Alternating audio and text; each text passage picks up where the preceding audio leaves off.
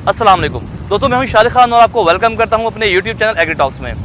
हमने अब last time एक वीडियो बनाई थी जो सिर्फ फास्फोरिक एसिड के मुतालिक के फास्फोरिक एसिड 15% वाला आपने कैसे बनाना है। लेकिन बहुत से लोगों ने मज़ीद फिर भी सवाल किया कि हम 1 एकड़ के लिए बनाना चाहते हैं, हमें प्रैक्टिकल करके बताएं, या इसके अलावा इसकी जो है पानी की मिकदार कितनी होगी। इन तमाम सवालों के जवाब लेकर हम आपकी खिदमत में आज हाजिर हुए हैं।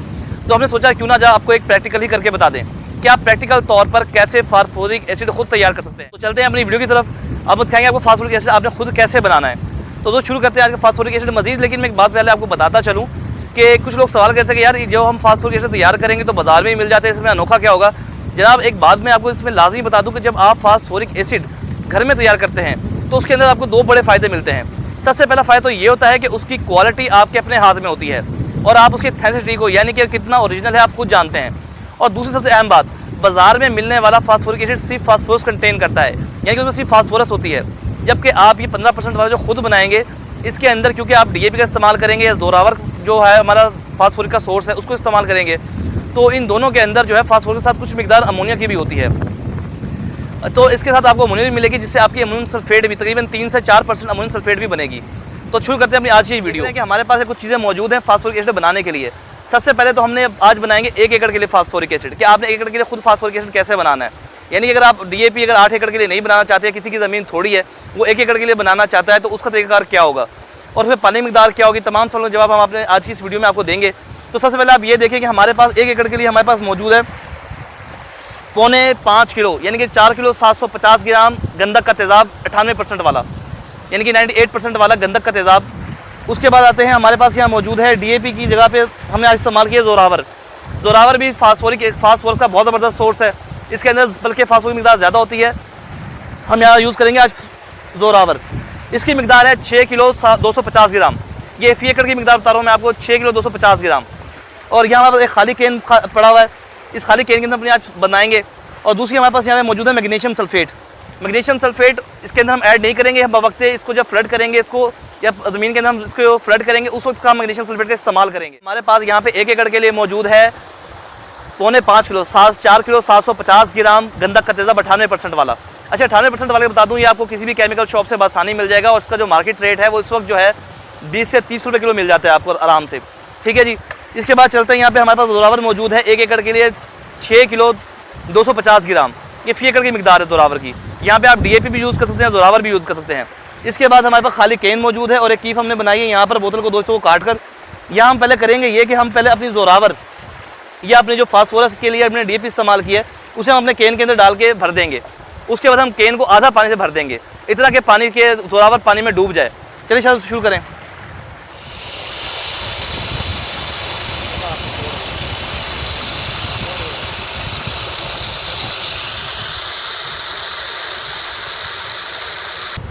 जैसा कि आप देखते हैं कि अभी इसमें डीएपी को हमने या जोरावर को हमने मुकम्मल कर दिया है। अब इसके बाद हम इसके अंदर जो है इसको हम आधा पानी से भर देंगे, यानी कि इतना ही पानी इसमें डाल देंगे कि हमारी तमाम जोरावर इसके अंदर पानी में डूब जाए।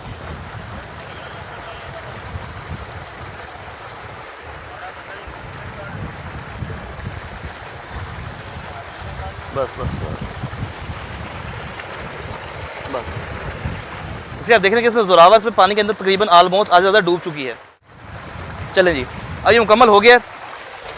अब इसमें हम डालेंगे 4.5 किलो सल्फ्यूरिक एसिड गंधक का तेज़ाब। ये डालना और ना ये बहुत स्लो प्रोसीजर में डालना है, बहुत थोड़ा थोड़ा करके डालना है, एकदम नहीं उलटना।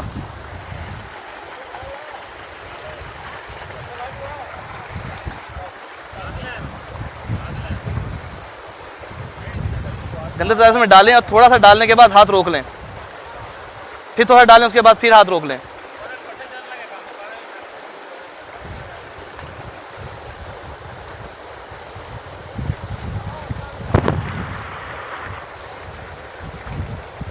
बस बस बस बस बस। अब थोड़ी मिकदार डालने के बाद उसको रोकने के बाद उसको डंडे के साथ थोड़ा सा हिला लें।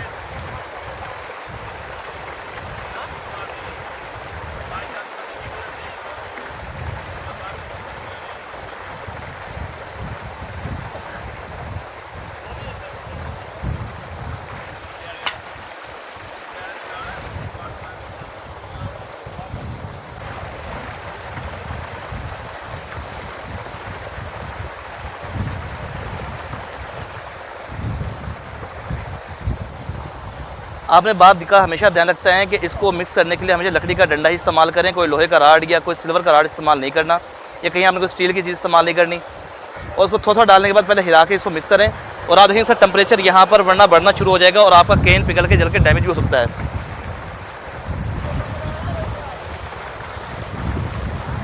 इसको डंडे के साथ हिलाते रहें यहाँ तक कि आपकी जो इसमें मौजूद है जोरावर या DAP जो भी आपने इस्तेमाल किया अच्छी तरह से इसके अंदर मिक्स हो जाए, घुल के खत्म। जैसे आप देखें कि यहाँ पे आपने इसका प्रोसेस मुकम्मल कर लिया है, जोरावर अंदर मिक्स हो चुकी है, तमाम हल हो चुकी है। इसमें आप मज़ीद पानी डालना शुरू कर दें। अच्छा, यहाँ मैं एक और बात बताता चलूँ, कल हमारे दोस्त फैज़ अहमद साहब, उन्होंने बड़ी अच्छी बात पॉइंट आउट की। उन्होंने कहा कि कभी भी आप जब इसको बनाते हैं तो इसमें आपने एक ख्याल ये करना है कि आपने इसके अंदर कभी भी तेज़ाब में पानी नहीं डालना।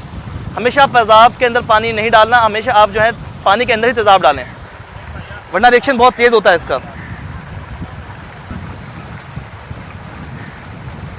अब ज़्यादा रहिए पानी की मिक़दार कितनी होनी चाहिए, तो याद रखें पानी को हम यहाँ बतौर कैरियर इस्तेमाल करते हैं। पानी बतौर कैरियर इस्तेमाल होगा। पानी इसके अंदर सिर्फ इसको कंटेन करने के लिए इस्तेमाल होता है। पानी मिक़दार यहाँ पे मैटर नहीं करती, मैटर करती है सिर्फ वही मिक़दार कि आपने 6.25 किलो तकरीबन DAP लेनी है या जोरावर वगैरह जो भी आप लेना चाहें। और दूसरा जो चीज़ आपने लेनी है, यहाँ पर आपने 4.5 किलो 750 ग्राम गंधक का तेज़ाब इस्तेमाल करना है। फी एकड़ के लिए फार्मूला बनाया हमने आज ये। बस इस वक्त कैन हमारा मुकम्मल हो चुका है, फिल हो चुका है। हमारा ये फास्फोरिक एसिड तकरीबन बनके तैयार हो चुका है। तैयार होने के बाद इसको हम इनसे ये करना है, जब इसको ज़मीनों में फ्लड करेंगे, उसको हम ज़मीनों स्पिट करेंगे, तो फ्लड करते वक्त आपने इस चीज़ का ख्याल करना है कि इसके साथ आपने 10 से 12 किलो अगर आप यूरिया भी जमा कर दें तो आपकी इसमें अमोनियम सल्फेट के रिजल्ट भी बहुत ज़्यादा अच्छे आएंगे, यानी कि वो आपकी अमोनियम सल्फेट बन जाएगी। और आजकल मार्केट में प्रोडक्ट आ रही है यूरिया फास्फेट के नाम से, आपका ये वो रिजल्ट भी उसके बराबर या उससे अच्छा रिजल्ट देगा बल्कि। और दूसरा आपने ये काम याद रखें, जब इसके साथ आप इसको फ्लड करने लगें तो इसमें फी एकड़ आप इसके अंदर इस्तेमाल करें मैग्नीशियम सल्फेट। देख रहे हैं कि ये मैग्नीशियम सल्फेट है, मैग्नीशियम सल्फेट और इन दोनों को मिला के भी अच्छी तरह से यूज़ करके इसको ज़मीन के अंदर फ्लड कर सकते हैं। इस फ्लड करने का तरीका वही है कि अब आप ये एक कैन, जब आप ज़मीन को पानी लगाएं, अपनी फ्लड करने लगे, खाद देनी हो आपने, तो ये एक कैन 200 लीटर वाले पानी के ड्रम में डाल के साथ इसके अंदर 8 से 10 किलो या 12 किलो आप मैग्नीशियम सल्फेट ऐड कर सकते हैं।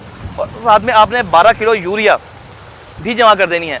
ये एक बहुत बेहतरीन किस्म का आपका जो है एनर्जी ड्रिंक बनेगा, यानी कि आप कहें कि ये ऐसा एनर्जी ड्रिंक होगा जो आपके पौधों को एकदम बूस्ट करेगा। अब यहाँ पर मैं आपको एक और बड़ी अहम बात बता दूं कि जब भी आपने ये फास्फोरिक एसिड कैन के अंदर ये बनाना है, या इवन कि अगर आप 8 एकड़ के लिए जो फास्फोरिक एसिड बनाते हैं, तो आपने इसको हमेशा पानी के खाले के करीब बनाना है या कम से कम अपने ट्यूबवेल वाले होल के करीब बनाएं। इसकी वजह ये होती है जब आप इसके अंदर फास्फोरस के साथ DAP के साथ आप तेज़ाब ऐड करते हैं और पानी ऐड करते हैं, तो ये बहुत ज़्यादा टेम्परेचर का राइज हो जाता है, बहुत गर्म हो जाता है और कई दफ़ा इसके लीक होने का खदशा भी होता है। उसका ये होता है कि जब आप देखें टेम्परेचर बहुत ज़्यादा राइज हो गया, अनकंट्रोल्ड हो गया, तो आप कैन को उठाकर किसी रस्सी से बांधकर आप पानी के होज के अंदर रख दें। सही, इतना ख्याल रखें कि पानी इसके अंदर जाए ना, उसको होज में दें, उसको ठंडा होने का इंतजार करें। ठंडा होने के बाद अपना प्रोसीजर फिर मज़ीद दोबारा आप शुरू कर सकते हैं। ये तरीका था हमारा फास्फोरिक एसिड बनाने का। ये 15% वाला फास्फोरिक आपका बनकर तैयार हो गया है। ये है आपका 15% वाला H3PO4 और आपका बनेगा 11% वाला P2O5। इसको बनाने के बाद आप ज़मीनों में इस्तेमाल करें। और मैंने वो जो तरीका आपको पहले बताया है कि आप इसके अंदर आपने ऐड करना है मैग्नीशियम सल्फेट, अगर इसको मज़ीद बेहतरीन बनाना चाहते हैं। मैग्नीशियम सल्फेट 10 से 12 किलो, बहुत सस्ती प्रोडक्ट है। और दूसरी चीज़ आपने इसमें इस्तेमाल करें 10 से 12 किलो यूरिया, वो आपको अमोनियम सल्फेट वाला रिजल्ट ही मिलेगा। तो यानी कि आप इसके अगर आप दोनों चीज़ों को मिलाकर आप फ्लड करेंगे इसके साथ, तो आप समझते हैं कि एक बैग आपका अमोनियम सल्फेट का बनेगा और एक बोरी आपकी DAP जाएगी और आपकी मैग्नीशियम सल्फेट का आपका इससे मिलेगा।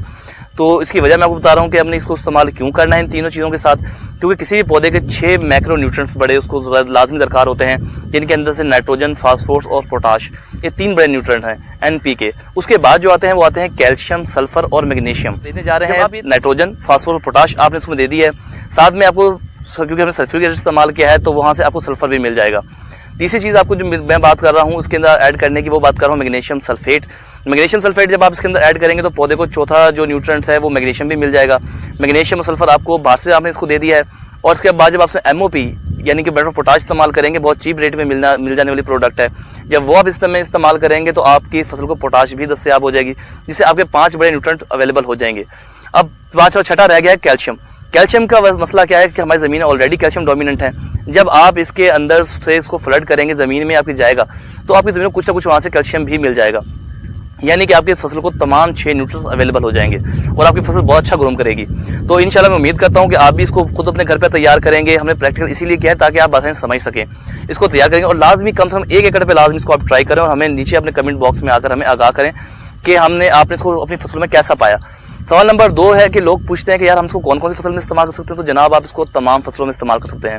हर वो फसल जहाँ पे आपने DAP या जोरावर इस्तेमाल करनी है, फास्फोरस इस्तेमाल करनी है, वहाँ पे इसको आप लाजमी इस्तेमाल करेंगे तो इंशाअल्लाह रिजल्ट बड़े अच्छे मिलेंगे और आपको बहुत ज़्यादा फायदा होगा। तो दोस्तों आज की वीडियो बस इतना ही। इंशाअल्लाह उम्मीद करता हूँ कि आपको हमारी आज की वीडियो बहुत पसंद आई होगी। अगर आपको पसंद आई तो हमारे चैनल को सब्सक्राइब करें, वीडियो को लाइक करें और लाजमी दूसरे लोगों के साथ भी शेयर करें ताकि वो भी इस कीमती मालूमात से फ़ायदा उठा सकें। तो जब खुश रहें, खुशहाल रहें। इंशाअल्लाह जल्दी हाजिर होंगे नई वीडियो के साथ। फ़ी अमानिल्लाह। अल्लाह हाफ़िज़।